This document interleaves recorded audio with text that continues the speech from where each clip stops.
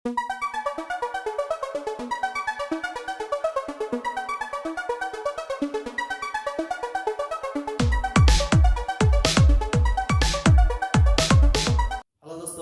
रंजित कुमार आप सभी का एक बार फिर से हार्दिक स्वागत करता हूं अपने YouTube channel Gurukul number 1 math study centre पर।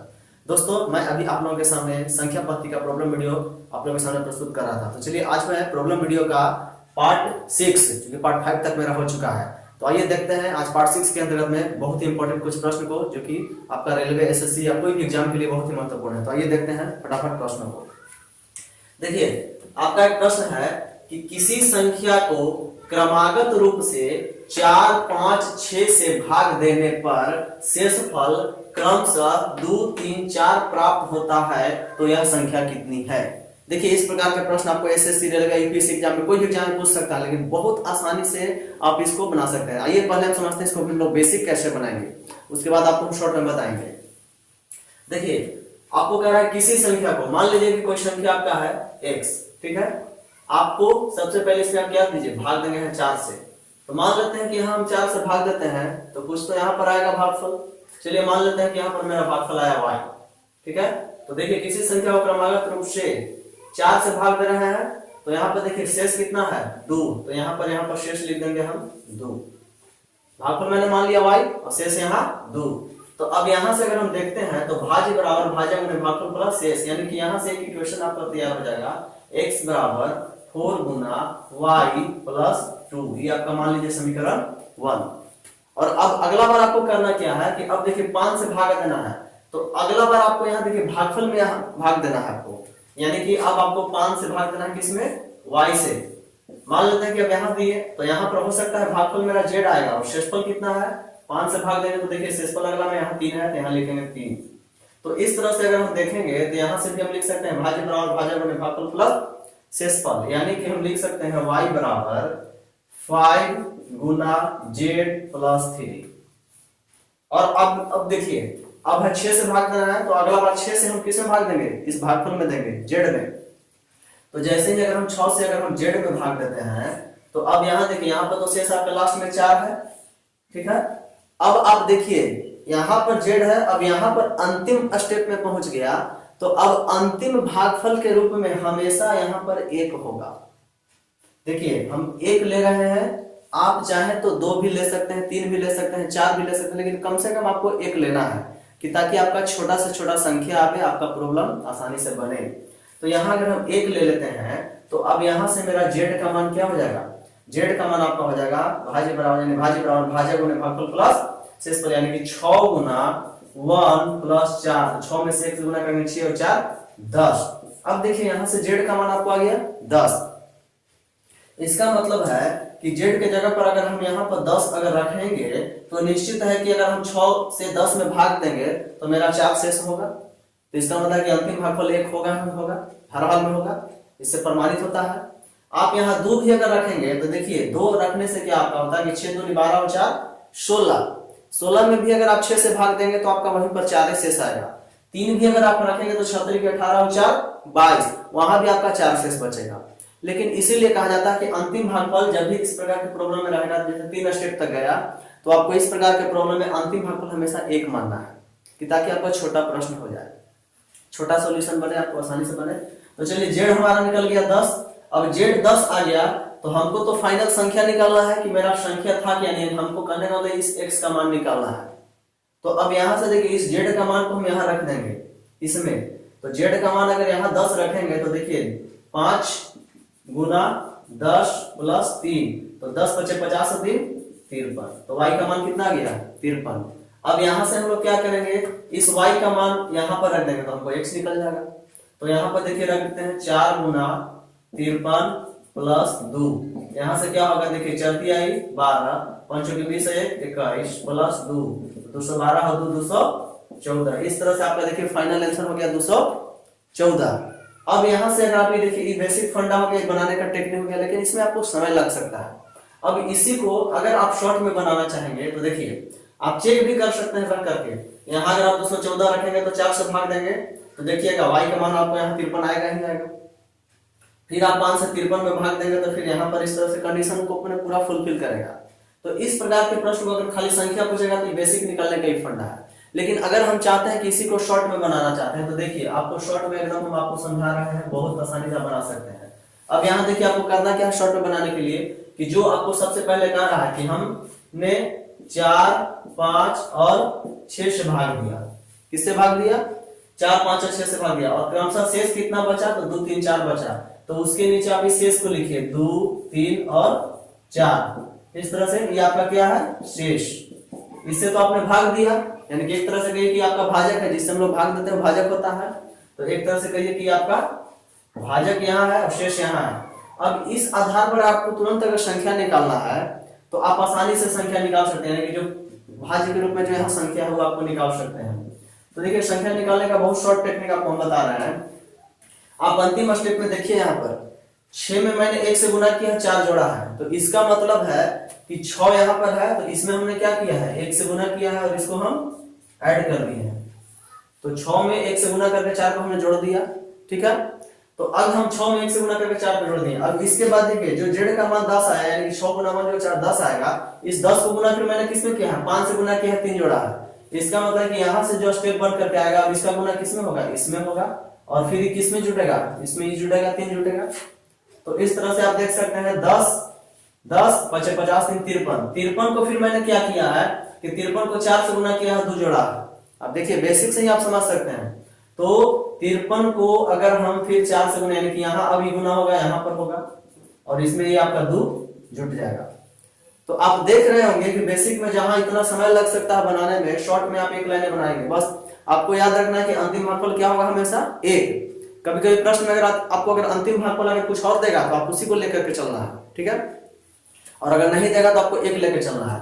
तो अगर आप यहां से अब देखें शॉर्ट में, तो इस तरह से फाइनल मेरा रिजल्ट क्या होगा कि देख लीजिए आप 6 गुना 1 जोड़ 4, फिर इसको मैंने किससे गुना किया? 5 से गुना किया और 3 जोड़ा, फिर मैंने इसको गुना किससे किया? तो फाइनल फिर इसको मैंने 4 से गुना किया और 2 जोड़ा।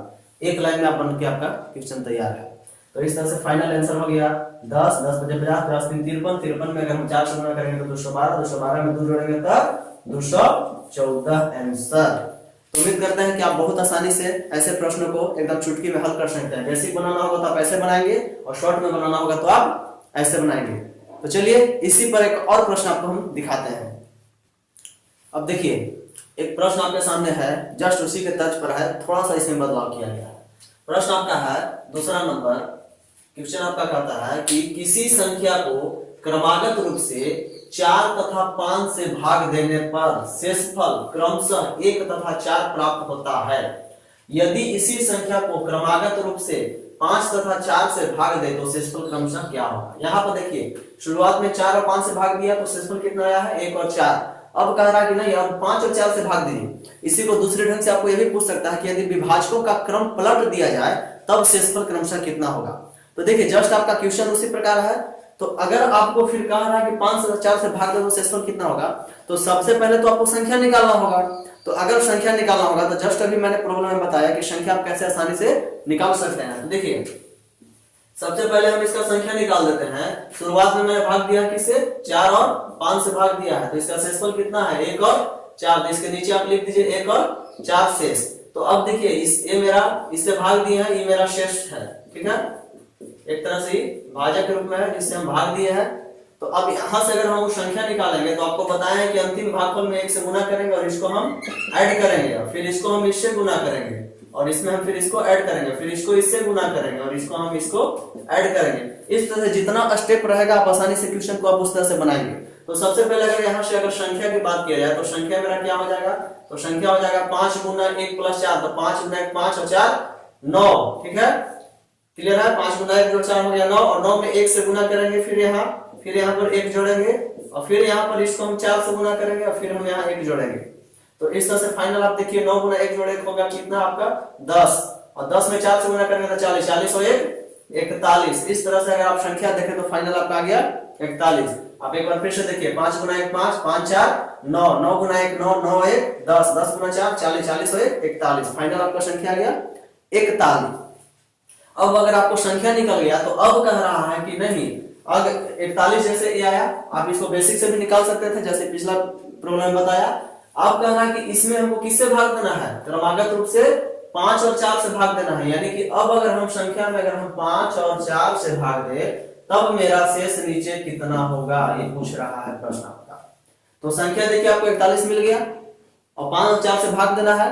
तो आपको देखिए इसका हम एकदम शॉर्ट में आपको बता रहे हैं निकालने का टेक्निक। पहले अगर बेसिक अगर आप समझना चाहेंगे तो देखिए बेसिक अगर आपको समझना है तो आप इस तरह से समझ सकते हैं कि 41 आपका आ गया, 5 से शुरू में भाग देना है तो 5 से आप 41 में इस तरह से भाग दीजिए, 5 8 40, कितना शेष बचा 1। अब अगला बात तो हम लोग फिर भागफल में भाग देते हैं। तो अब भाग देंगे हम किससे, 4 से भाग देंगे 8 में। तो 4 से जैसे ही अगर 8 में भाग देंगे तो 4 दूनी 8 यानी कट गया, तो शेष हो गया कितना 0। तो इस तरह से अगर इसका आंसर देखा जाए तो कितना हो जाएगा आंसर मेरा 1 और 0, यानी कि 1 और 0, यानी 5 और 4 से भाग देंगे तो 1 0 होगा। इसी को आप दूसरे ढंग से भी ऐसे भी बना सकते हैं कि यहाँ पर आप ऐसे इस तरह से लिख दीजिए 41, यहाँ पर शुरू में भाग देना है किससे 5 से। तो अब यहाँ पर देखिए 5 8 40, 5 8 40, तो 40 5 8 40 हुआ। अब आपको 40 41 में से 40 हटाएंगे तो कितना बचेगा, तो शेष हो गया इधर 1, ठीक है। अब 8 में भाग देंगे किससे, 4 से भाग देंगे तो 4 दूनी 8, ये तो 8 कट गया पूरा। तो अब यहाँ पर शेष हो गया 0। तो आप इसको इस रूप में भी बना सकते हैं कि 5 और 4 से भाग देंगे तो शेष क्रम से कितना आएगा 1 और 0, यानी कि ये आपका शेष आ गया इधर और इससे से आपने अगर भाग दिया तो शेष आपका 1 और 0 आ गया। तो इसका आंसर क्या हो जाएगा आपका 1 और 0। क्लियर है। तो इस प्रकार के जो भी प्रश्न है, जितना भी प्रश्न है आप आसानी से इसको आप बना सकते हैं। तो चलिए आगे हम देखते हैं नेक्स्ट प्रॉब्लम। आइए देखते हैं कुछ इन प्रॉब्लमों को जिसको आप बहुत आसानी से बना सकते हैं। देखिए प्रश्न आपका है कि 3 क्रमागत 3 के गुणजों का गुणनफल किस अधिकतम संख्या से पूर्णतः विभक्त होता है। देखिए एक बात मैं आपको बता देना चाहता हूं कि किसी भी संख्या का क्रमागत अगर गुणज कहता है तो आप 3 का पहाड़ा पढ़ जाइए, ठीक है। जैसे 3 का अगर आपको पूछा था 3 का 3 3 2 6 3 3 9 3 6 12 3 5 15, ये सब होगा। अब उसके बाद अगर क्रमागत गुणज का गुणनफल कहेगा तो गुना करिए, योगफल कहेगा तो जोड़ दीजिए। तो लेकिन यहाँ पर क्या कह रहा है कि 3 क्रमागत 3 के गुणजों का गुणनफल, इसका मतलब है कि 3 क्रमागत 3 के गुणज कौन कौन होगा, 3 का पहाड़ा 3 बार पढ़िए। अगर इसका सॉल्यूशन देखा जाए तो 3 का 3 3 दूनी 6 3 तिहाई 9। तो कह रहा है कि 3 क्रमागत 3 के गुणजों का गुणनफल किस अधिकतम संख्या से पूर्णतः विभक्त होगा। तो हमको जो अधिकतम संख्या पूछ रहा है तो इसको गुना करने के बाद जो हमको संख्या आएगा वही तो ऐसा अधिकतम संख्या होगा जिससे वो पूरा पूरा कटेगा। यानी कि इसको हम गुना अगर करेंगे तो रिजल्ट मेरा क्या आएगा, देखिए 6 की 18 18वां वर्ष 18 से यानी कि 162। आप गुना करके देख लीजिए, 9 6 54 54 किया, ऐसे भी आप कर सकते हैं। चलिए 12 15 15 16 162।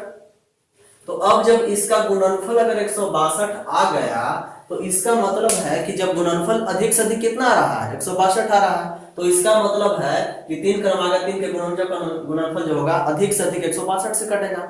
उसके अलावा तो है ही नहीं, तो कटेगा कहां से। तो इसका आंसर हो जाएगा जो इसका गुना करने के बाद रिजल्ट आएगा वही इसका आंसर हो जाएगा। चलिए आइए देखते हैं दूसरा प्रॉब्लम। एक सवाल है जो आपका अक्सर एसएससी या कोई भी एग्जाम इस तरह से पूछा जा सकता है, जो बहुत इंपॉर्टेंट है। प्रश्न कर रहा आपको कि 4 के पावर 61, देखिए यहाँ प्लस 4 के पावर 62 प्लस 4 के पावर 63 प्लस 4 के पावर 64 निम्नलिखित में से किससे पूर्णतः विभक्त होगा। ठीक है, ऑप्शन दे दिया है 3 10 11 13। अब आपको ऐसे समझ में नहीं आ रहा कि किससे कटेगा, तो आप सबसे पहला काम यहां से ही करिए कि देखिए 4 के पावर अगर 61 देखा जाए तो सब में कॉमन लिया जा सकता है, क्योंकि इसको अगर हम चाहेंगे तो ऐसे भी लिख सकते हैं 4 के पावर 61 गुने 4 के पावर 0। इसको अगर चाहेंगे तो ऐसे लिख सकते हैं 4 के पावर 61 गुने 4 के पावर 1। इसको अगर चाहेंगे तो ऐसे लिख सकते हैं 4 के पावर 61 गुने 4 के पावर 2। इसको लिखना अगर चाहेंगे तो 4 के पावर 61 गुने 4 के पावर 3। इस तरह से अगर हम लिख दे सकते हैं। तो लिखने के बाद अगर हम यहां से चाहेंगे तो 4 के पावर 61 सब में कॉमन ले सकते हैं। तो अगर हम देखिए यहाँ पर 4 के पावर 61 अगर सब में कॉमन लेंगे तो यहाँ पर क्या बचेगा 4 के पावर 0, और किसी संख्या के पावर 0 तो उसका मान होता है 1, यानी कि यहाँ हम लिख सकते हैं 1। यहाँ बचेगा आपका 4 के पावर 1 यानी कि 4 बचेगा। यहाँ बचेगा 4 के पावर 2 यानी कि 16 बचेगा, और यहाँ बचेगा आपका 4 के पावर 3 यानी कि 64 बचेगा। ठीक है, तो अब यहाँ से गुना करिएगा तो देखिए आपका होगा 4 के पावर 61 और गुना सबको जोड़िए 64 और 16 जोड़िएगा तो 80 80 और 4 84 85 हुआ। लेकिन फिर भी आपको कोई ऑप्शन वैसा दिख नहीं रहा है कि भाई किससे कटेगा, 3 से कि 10 से कि 11 से या 13 से। तो हम यहाँ एक स्टेप इसको और अगर हम चाहें तो ऐसा कर सकते हैं 4 के पावर 61 जो है आपका इसको हम ऐसे लिख सकते हैं 4 के पावर 60 गुना 4 के पावर 1 गुना 85। तो इससे आपका रिजल्ट क्या आपको आएगा कि 4 के पावर 60 गुने 85 में अगर आप 4 से गुना कर देंगे तो आपका रिजल्ट होगा 5 के 20 की 0 हाथ में 2 8 के 32 से 2 34, यानी कि देखिए आप फाइनल 4 के पावर 60 गुने 340। अब यहां से अगर आप देखेंगे ऑप्शन के हिसाब से एक ऑप्शन में आपका है 10 दिया हुआ है, तो अंत में अगर आपका 0 दिया है, देखिए 10 जो है किसी भी संख्या के अंत में अगर 0 रहेगा तो हर हाल में 10 से पूर्णतः विभक्त होगा। ठीक है, तो यानी कि इसका आंसर क्या होगा, यह संख्या 10 से पूर्ण रूप से घट जाएगा, तो इसका आंसर हो जाएगा हमारा ऑप्शन नंबर बी 10। चलिए इसी प्रकार का एक और प्रॉब्लम को देखते हैं कि 3 के पावर 25 जोड़ 3 के पावर 26 जोड़ 3 के पावर 27 जोड़ 3 के पावर 28 निम्नलिखित में से किससे पूर्णतः विभक्त होगा। इस प्रश्न को भी आप बहुत आसानी से उसी प्रकार बना सकते हैं। देखिए अगर इसको आप हल करना चाहेंगे तो आप ऐसे ही लिख सकते हैं, यहाँ भी 3 के पावर 25 कॉमन ले लीजिए। तो सबसे पहले जैसे ही अगर हम 3 के पावर 25 कॉमन लेंगे तो यहाँ देखिए बचेगा क्या, 3 के पावर 0 यानी कि 1 बचेगा। यहाँ 3 के पावर 25 कॉमन लेंगे तो 3 के पावर 1 बचेगा यानी कि 3 बचेगा। यहाँ 3 के पावर 25 कॉमन लेंगे तो 3 के पावर 2 बचेगा यानी 3 के पावर 2 का मतलब 9 बचेगा। यहाँ 3 के पावर 25 कॉमन लेंगे तो 3 के पावर 3 यानी 3 9 27 बचेगा। तो इस तरह से यहाँ लिख देंगे 27। अब इसके बाद अगर इसको हम गुना करेंगे तो देखिए 3 के पावर 25 गुना सबको जोड़िए 27 9 36 36 और 3 39 39 और 1 40, तो यहाँ पर आपका आ गया 40। अब यहाँ ऑप्शन में दिया कि 11 16 25 30, आपको अभी भी दिख नहीं रहा है कि भाई किससे पूरा पूरा कटेगा।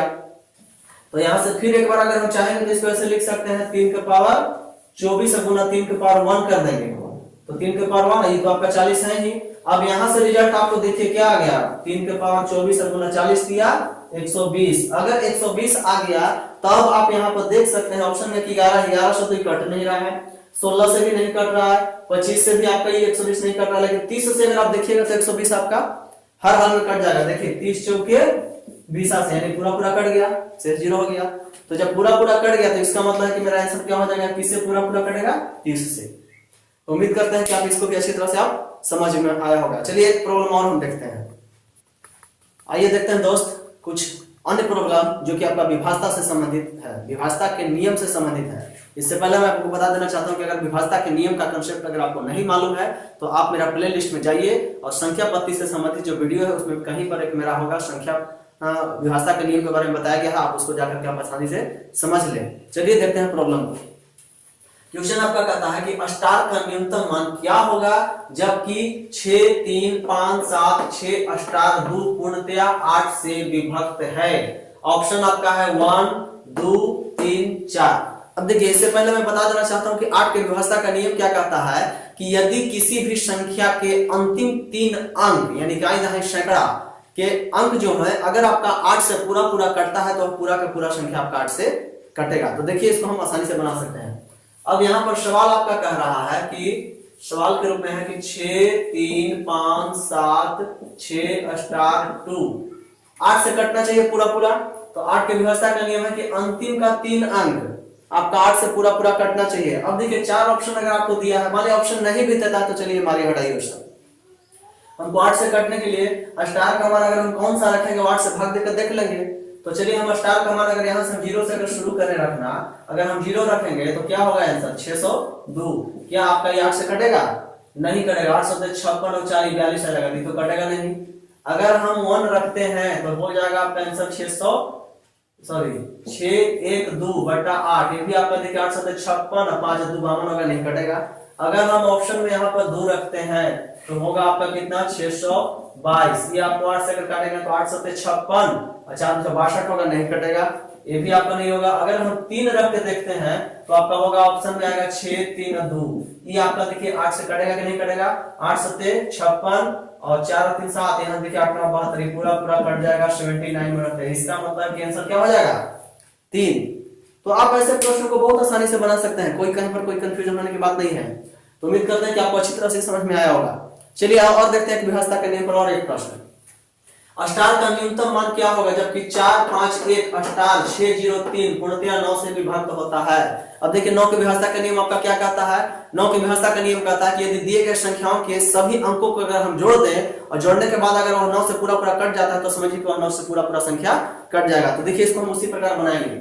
सबसे पहले आप देखिए आपको संख्या क्या दिया हुआ है 4 5 1, यहाँ स्टार यहाँ पर 6 0 3, या आपको 9 से कटना चाहिए। इसका मतलब कि सारे अंक को अगर हम जोड़ेंगे तो 9 से हमारा कटना चाहिए। तो चलिए अंक को जोड़ते हैं, 3 0 3 6 3 9 9 1 10 10 5 15 15 4 19 19 प्लस में यहाँ स्टार की जगह पर कुछ मान होगा इसी स्टार का तुमको मान निकालना है।